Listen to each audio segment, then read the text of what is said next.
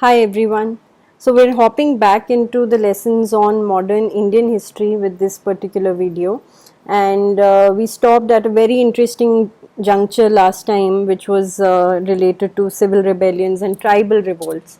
Now, flowing from that, we will be looking at one of the most momentous um, events in the history of modern India, and this was the revolt of 1857.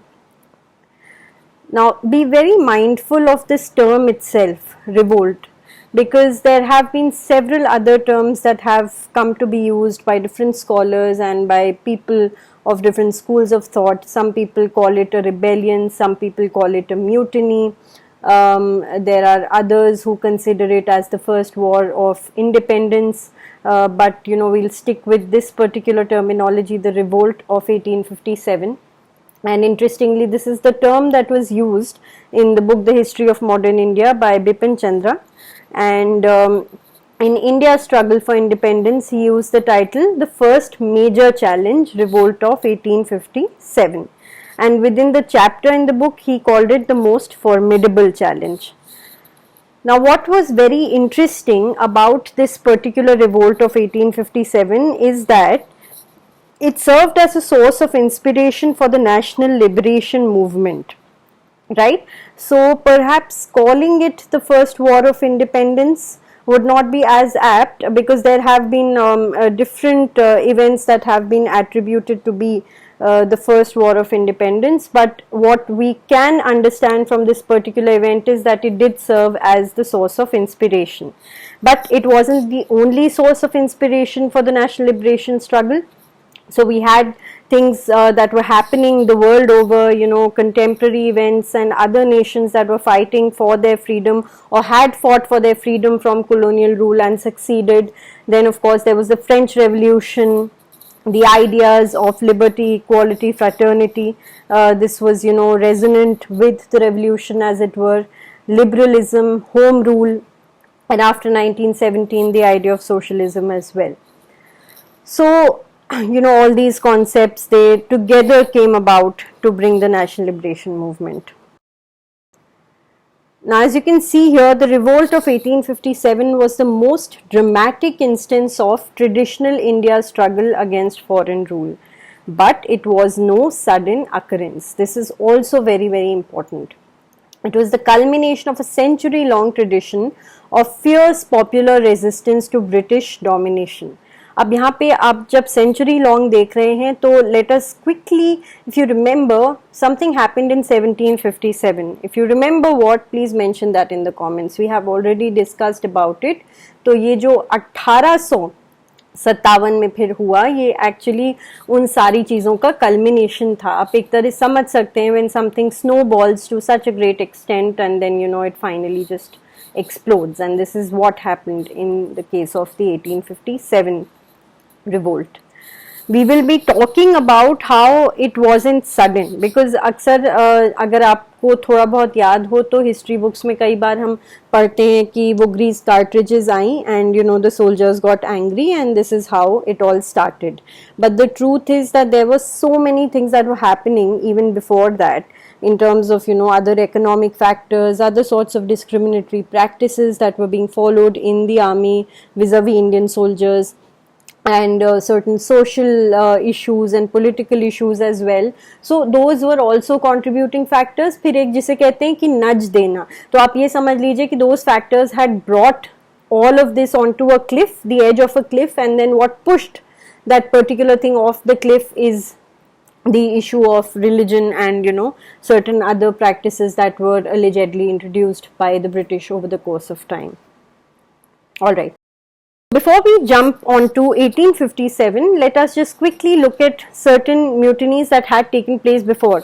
Now remember, यहाँ पे mutiny term का इस्तेमाल हुआ है. Mutiny शब्द का मतलब होता है कि एक आर्मी का contingent या set of soldiers जब revolt करता है against their लीडरशिप या जो भी कमांडिंग ऑफिसर्स होते हैं, उसे म्यूटिनी का नाम दिया जाता है. स्पेसिफिकली मतलब ये मिलिट्री से रिलेटेड है, तो इसलिए म्यूटिनी. तो प्रीवियसली म्यूटिनीज हुए थे. जैसे पहला म्यूटिनी ये 1764 बक्सर में हुआ था, और 1856 तक there was numerous mutinies in different regiments but without any connection with other regiments. Okay, so that is why they probably did not attain the sort of scale that 1857 did, because there was no coordination or connection as such. Moreover, these mutinies, they did not have any relation with civil rebellions, and there was no relation with tribal revolts. Mutinies were brutally crushed within the cantonment itself, so they could not really snowball into the revolts as we know them now. 1806 में वेल्लोर में, this was the first mutiny by both Hindu and Muslim sepoys against interference in their social and religious practices in the name of ensuring uniformity and discipline in the army of the company. But interestingly, the company ignored it, and you will find out shortly how, you know, even 1857 grew up to be such a big revolt, because to a great extent the British were not even acknowledging that something is happening, any kind of discontent is there, because they just wanted to prove that, you know, nothing can touch us, nothing can harm our rule. To the extent that the mutineers here, they were successful and went on to unfurl the flag of Mysore as well. In 1824 in Barrackpur, which is on the border of Bengal and Orissa, there were native infantry who mutinied when they were ordered to proceed to Burma. अब क्यों ऐसा हुआ? Because firstly they had to proceed without adequate allowance, and the second thing is that they were asked to go to a distant unknown land, and there were certain caste implications involved with this. If you were asked to move and cross the ocean, there were certain implications that came along with it, which is why people were not very happy. We will talk about them shortly. Aside from this, in places like Assam, Sholapur, Firozpur, Sindh and Punjab as well, there were mutinies that took place. Now, let us talk about the causes that were responsible, what led to the snowball effect essentially, you know, that resulted in the revolt of 1857. So, firstly, there were economic causes.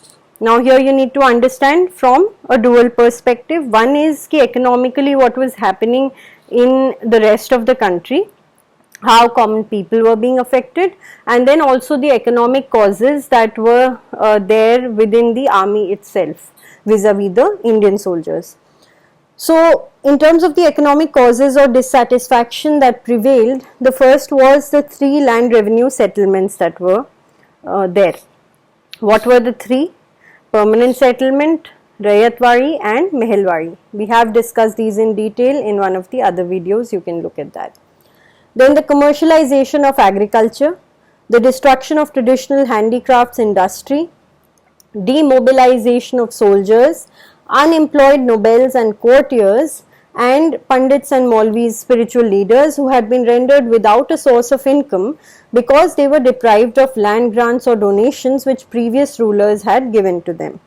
Now, they used to be given these land grants in lieu of the education that they used to impart, but the British deemed that, you know, this land would be used for agriculture and there was no further need for such education.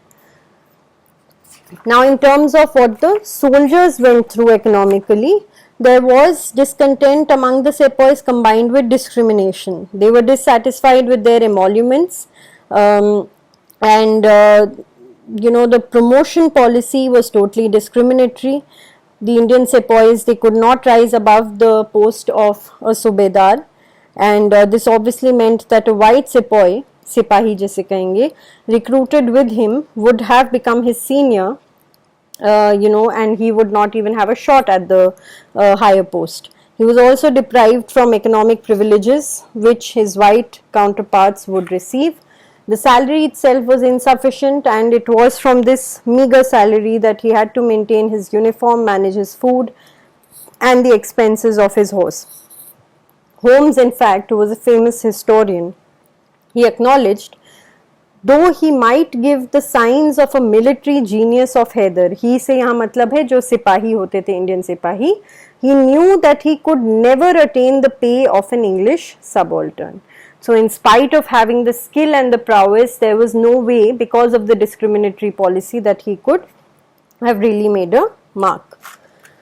Alright, then in terms of the social cause, interventions in the name of humanitarianism that had been made by the British, they forgot or ignored that in a traditional society, religion and society, could not be separated. And in many ways, what is religious is social and what is social is religious. At least this was true at that time. और इसलिए British ने जब चाहा भी कुछ एक humanitarian measures introduce करने के लिए, जैसे कि मान लीजिए अबॉलिशन ऑफ सती किया या widow remarriage introduced किया, a lot of people started looking at these measures as sort of interference by the British in their socio-religious practices, and they were not very happy with this. The next discontentment for the sepoy was related to his social and economic background, जिसे Eric Stokes ने कहा है कि वो peasant in uniform हुआ करते थे. ठीक है. Now that is the consciousness of the sepoy. His world view was not divorced from that of the rural community to which he belonged. क्योंकि होता क्या था कि before entering into the services of the company's army, he had obviously hailed from a rural area and a peasant family. After his appointment, he got a uniform. And if the unit or regiment was disbanded, he returned to his native place. But now he was trained in the use of armament. So, military officer in fact had given a very timely warning to Dalhousie about the possible consequences of his policies. He said, your army is derived from the peasantry of the country who have rights, and if those rights are infringed upon, you can no longer depend on the fidelity of the army. Fidelity matlab loyalty pe. If you infringe the institutions of the people of India, that army will sympathize with them, for they are part of the population, and in every infringement you either infringe upon the rights of men who are themselves in the army or of their sons, their fathers or other relatives. और देखने वाली बात ये थी, सच भी था कि देखिए आप ये नहीं सोच सकते कि oh now this person is recruited into the British army, so he is obviously just going to look after British interests and the interests of the crown or the company in India. Almost every agricultural family in Awadh at that time had a representative in the army. Official estimates put the number at 75,000. And even the British acknowledged Awadh as a nursery for sepoys, जहाँ से बहुत सारे सिपाही निकल के आ रहे थे, इसलिए अवध को nursery of sepoys कहा गया. And a lot of them consisted of Brahmins. The mutiny of sepoys was accompanied by rebellion of civil population, particularly in the northwestern provinces and Awadh, and the two areas from which the sepoys of the Bengal army were recruited. The action of the sepoys released the rural population as well as the affected urban areas from the fear of state and the control exercised by the colonial administration. जब उन्होंने खुद ही ये देखा कि भाई ये तो खुद ही कुछ नहीं कर पा रहे हैं, जब इनकी आर्मी ही इनके अगेंस्ट खड़ी हो गई है, तो हम भी जो चाहें कर सकते हैं. तो it sort of gave that kind of confidence to people in rural and urban areas, the ones who did want to take an action against the British rule, to start their own revolt in whatever little way. Then in terms of the political causes, expansionist wars had begun with the Battle of Buxar. There was the subsidiary alliance. People could feel that the company was no longer interested in trading, right? They were interested in expanding their empire in India, not just in India. They were obviously using these Indian soldiers. अभी हमने जिक्र किया था कि उन्हें Burma भेजने की बात हुई, अफगानिस्तान भेजने की बात हुई. So they were just trying to expand their territory, and it did not matter whether the Indian people wanted to take part in those wars with these other regions or not. It was immaterial to the British and to the company. Then, of course, the company at many occasions broke the trust of the rulers and it dishonored treaties. The doctrine of lapse, which we have spoken about at length under Lord Dalhousie, was another factor, and the sort of injustice that had been inflicted on Awadh. Awadh का जो administration था उसे British ने ये कह के take over किया था कि वहां पे मैल एडमिनिस्ट्रेशन हो रहा था. Now all this was then combined with the arrogance of the higher officials of the colonial government, which did not pay attention to the increasing unrest, specifically among the sepoys. अब हुआ यूं कि these long term causes, they were something like an explosive that was accumulating since 1757. We've spoken about that century long oppression and domination, and the rumor of the so called greased cartridges, it acted like a spark, and the explosion was the Great Revolt of 1857. Grease cartridges का issue ये था कि जो on-field rifles introduce की गई थी उनमें कहा जा रहा था कि ऊपर एक पेपर लगा होता है जिसे you have to bite off, and that was said to the bullet, the cartridge was said to have been greased with pig fat or with beef fat, and therefore it was said to be against the religious beliefs of the Hindus and the Muslims. Now the religious factor, it entered in the Vellore mutiny, and in the Great Revolt of 1857, there were different economic, political, social and religious interests and groups that became one due to the common threat to religion. So they all united against this common enemy despite having their own specific agenda. And Bipin Chandra raised the most basic and scientific question. What he sought to understand is कि why did the sepoys revolt? ठीक है, why did they actually mutiny? And this was quite surprising in view of the fact that it's universally acknowledged that for the majority it was considered prestigious to be in the services of the company, and it also provided economic stability and future security. ये लाजमी सी बात है, आज भी government service में अगर कोई होता है या कई फैमिलीज हैं वो सोचती हैं अरे स्टेबिलिटी है गवर्नमेंट सर्विस में एंड ऑल दैट, तो उस जमाने में भी वही विचारधारा थी. तो वही बिपिन चंद्रा समझना चाह रहे थे कि भाई क्यों इतने सोल्जर्स ने वो सब सिक्योरिटी स्टेबिलिटी छोड़कर और म्यूटिनी करना बेहतर समझा. तो a proclamation issued at Delhi indicates the immediate cause, and it said, "It is well known that in these days all the English have entered the following evil designs: to destroy the religion of whole Hindustani army, then to make Christian by compulsion. We solely on account of our religion have combined with the people and have not spared alive one infidel and have re-established the Delhi dynasty." तो इस proclamation में इन्फिडेल से यहाँ पे यही कहा जा रहा है कि जो लोग ब्रिटिश एम्पायर को और जो भी वो मिशनरी जील लेके चाह रहे थे, if they were trying to convert people etcetera etcetera, उस चीज़ को कम करने के लिए, ख़त्म करने के लिए इस रिवोल्ट में लोगों ने हिस्सा लिया. अब the religious discontentment and unhappiness among the sepoys first surfaced very strongly in 1824 जब 47th रेजिमेंट ऑफ बैरकपुर को ऑर्डर किया गया to proceed to Burma. And here I am going to tell you about that caste orthodoxy जो उस ज़माने में था. According to Orthodox Hinduism in those times, sea travel meant loss of caste, and the regiment was disbanded, and those who had mutinied, they were hanged. Similarly, traveling to Afghanistan also hurt the religious sentiment. अब इसका एक वजह क्या थी आप सोचेंगे. One important reason was that in these military and expansionist campaigns, sepoys often had to eat and drink whatever came their way.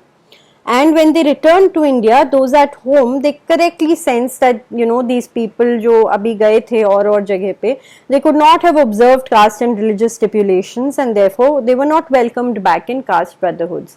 तो जो खाने को लेकर जो रिस्ट्रिक्शंस या पर्टिकुलर रूल्स थे डिफरेंट कास्ट के, अगर आप चाहें तो you can actually read about when Gandhi ji was supposed to go to England to pursue his law. At that time also there was this whole conundrum and dilemma that came before him because it involved crossing of the sea, and not many people were happy in his family कि उन्हें ये करना पड़ेगा because again this loss of caste thing was coming to the fore. So this is how things were happening back then. तो ये एक obviously लोगों के लिए परेशानी का reason बना.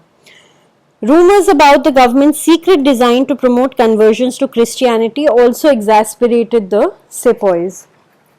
तो ये पहले भी इशू चल ही रहा था, अभी भी उनके सामने आया. And there were rumors about the mixing of bone dust in flour, and I've told you about the on-field rifles also and their so-called grease cartridges. So they were sort of the final nails in the coffin, which ultimately resulted in a kind of explosion with this particular revolt of 1857.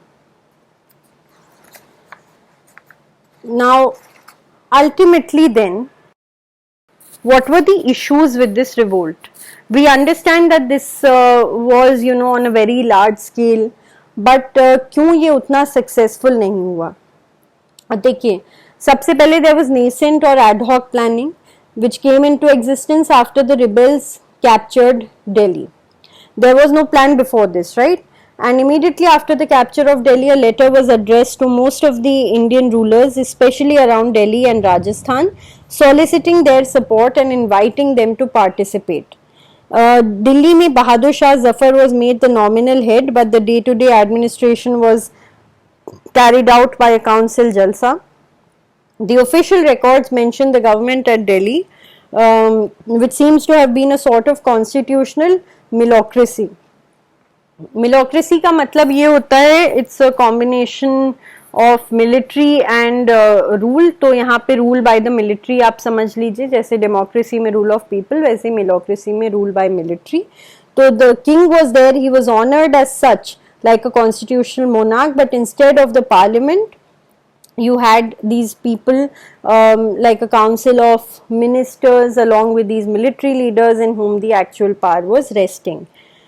And it was a situation of chaos. It is even said that Bahadur Shah Zafar at that time was not initially very keen to take on this role of de facto leader of this revolt, and nor was he very capable towards the end of his reign. So there were also similar efforts in many other places like at Bareilly, and the rebels, they decided to proceed to Delhi irrespective of where they were located. So in terms of that, the coordination was lacking.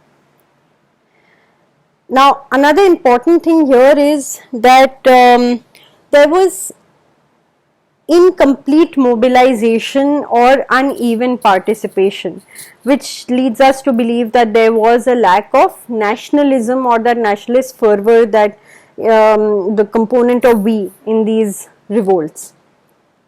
And of course, there's no doubt about the fact that the memories of 1857, they went on to play an inspirational role in the evolving national movement. But the truth is that the merchants, intelligentsia and the majority of Indian rulers, most of them, they not only kept aloof from the particular revolt, but they actively supported the British in many cases. And to the extent, in fact, that many of the British rulers, they actively and expressly acknowledged that without the support of a certain set of rulers or certain set of people, they would have been sent packing away from India. Meetings were organized in Calcutta and Bombay by non-participants to pray for the success of the British. Almost half of Indian soldiers, they did not participate, and in fact they fought against their own countrymen. The recapture of Delhi was effected by 5 regiments consisting of British troops and Indian sepoys in a greater number. The blowing up of Kashmiri Gate was also conducted by 6 British officers and 24 Indians. The rebels, they were poorly served in terms of the leadership as well. So Maulana Abul Kalam Azad in fact said that the rebel leaders, they distrusted each other, and a lot of them, they continued to negotiate with the British to secure their own security and future.